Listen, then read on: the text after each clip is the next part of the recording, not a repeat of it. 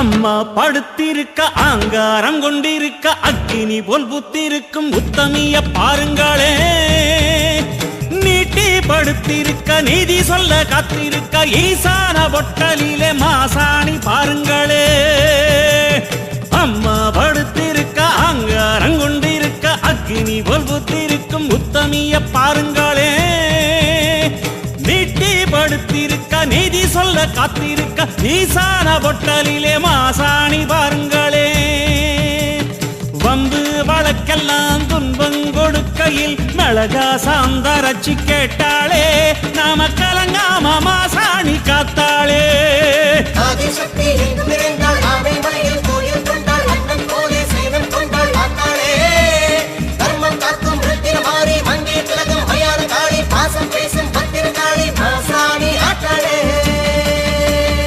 அம்மா படுத்திருக்க